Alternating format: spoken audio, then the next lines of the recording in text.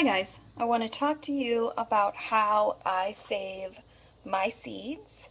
And what I do is I get the packet out, wash the seed if you can. Something like watermelon, you can easily wash these off.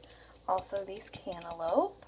And I get out the little seed packet so I know what's what and put it with the plate that it's on. This is just on a good quality napkin, 2-ply. And this is the first time I ever grew this one, so I don't really need to mark the year on here because when I go to plant this next year, that's the only thing that's going to be in here. Now, something like this, I have got 2020 because I've already got a little bit of a seed and I can feel the tissue in here from last year. So when I go to plant these, I know which one is last year's and which one is the year before.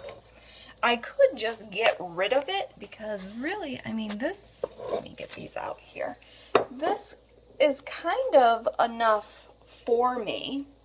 And I have let this dry long enough. This has probably been out here for, I would say, 2 weeks now. And it started, what you want to do is kind of peel it away and then flip it over for a day or two so you know that the bottom is getting dried out, plus it gives a little bit of air circulation. And then I just kind of flip it back over, I add the year, and I let it keep on drying because tomatoes have these little membranes around them. And I just really want to make sure that I've got it.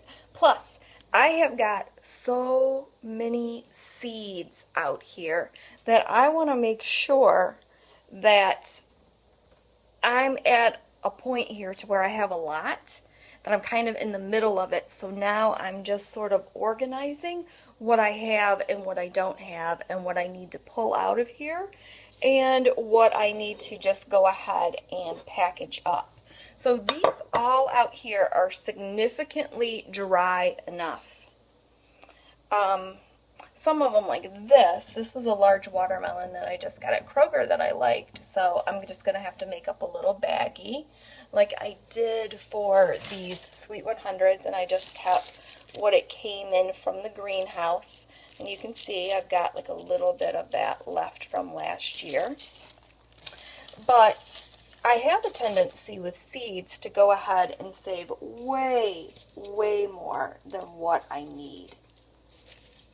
And what I'll do here is I'll come back and I'll just sort of take them up and kind of scatter them a little bit so that I know that they are thoroughly dry, because I don't want to come back here in March or April and realize, oh, this developed mold for the last 6 months.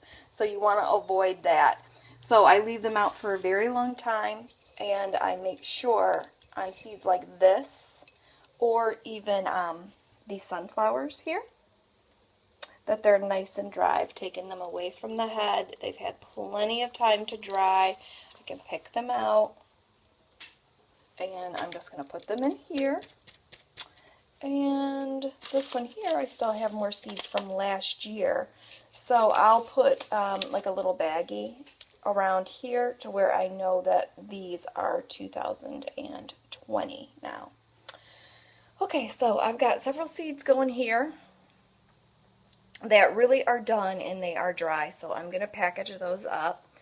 But the reason why I leave them out for a while too is to make sure that I haven't missed anything that I grew that I wanted just because I did not properly organize. So this pile right here is everything that I still need to collect seeds from. Like this one here isn't even ready for me to pick up. This is that Blue Beauty tomato. I've never tried it before. Haven't even tasted one of them yet. I did a video already on these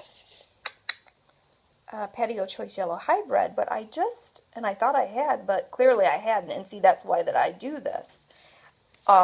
Organize and leave these out for quite some time so that I won't miss anything. So this is the pile that I know I have out here that I have grown, I can get seeds from, that I just have not yet. So I'm just going through my little seed organizer here. Some things didn't come up for me, like this purple Cherokee didn't come up at all, so I'm probably going to have to buy more seeds, or I've still got them from the next year. I can try again. Let's see here. Oh yes, this tomato artesian mix. I planted them, didn't come up. Orange. I keep growing, and I didn't grow any intentionally this year. I'll grow these orange tomatoes and give them away. I never try them. I never eat them. So I thought, screw it. Some of these beans, they did come up. I didn't have a lot of them, but I'm going to keep this to know what I liked so that I can reorder them properly. And this little cauliflower and this broccoli works here. What is it called? It's a hybrid broccoli artwork baby. Came up just fine. The groundhogs got it. So I'm going to keep it so that I know what it was in case I want to try it again. But there's no seeds for me to harvest off of that. And the sugar snap peas, they came up. I didn't save any of them. Quite honestly, I feel like I'd rather just go get a handful at Kroger rather than dealing with all the aggravation of what these snap peas can be sometimes. So things like lettuce and, where's the other one? Spinach and onion and all of these carrots here. You can't really get a seed off of there easily. So I'm just going to keep these. I still have seeds in them anyway, and I'm just going to try them next year. I'm not going to worry about that. And if you remember, I didn't really enjoy growing spinach at all. But since I only got these for 5 cents, I'm going to keep them. I'm going to see what's up for next year. Squash is the same thing, 5 cents, but I think I want to go ahead and try the Green Machine squash. You can see I've got quite a bit of tomatoes here, and I've got this set aside because I know I did not get 4th of July, and they're ready. So I've got this out and ready for me to go ahead and take care of that, and then that will go over here so that can begin the drying process. What else did I want to point out? Okay, over here, the American Dream corn. I used all of the seed. I don't think I'm going to be able really to get nice viable seeds off of this because the ears were so young anyway, because I was trying to fight the raccoons to even get this. Another thing with cilantro, it was the 5 cent pack. I've got so many of these packs. So, Sarah, if you need some, I have them. But I went ahead and I harvested the tops of what I grew from here this year. And I'm just leaving it in a nice open air brown bag because if you kind of seal these away before they're completely dry, these definitely will mold on you. And I don't want to make that mistake again. Now, I've also got out my plans, which I normally keep in this little seed container, of what I've already discovered here. So I know that in this front area, no more corn. Corn did not grow here at all for me.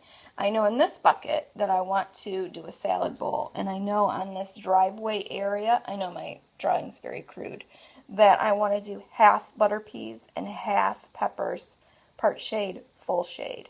So I'm just going through it here, and I make notes a lot of the times on what worked, what didn't work. It's very crude, but it works for me. So that's just kind of what I'm doing here today at the end of the season. It's September 13th. I'm in zone 5, and I've had quite a bit of harvest of these items here, and I've already got the seeds for these. These are the Sweet 100s, and these are the Giant Belgiums. I've already got those seeds. Some of these are these long keepers. I don't like these. These came back as volunteers. I will keep them because I'll make some chili out of them, so they're still really useful, and they look a lot like these 4th of Julys. But these, when you see, these got cush. These things, they're like tight as a drum. There's no cush on these things, and they have very thick walls. Don't care for them. Didn't even keep the seed packet for those last year. But they came. I'm going to utilize them. So, talking about how I go about keeping and storing my seeds. The most important part of this is to label everything, make sure it's thoroughly dry. Thank you so much. Love you.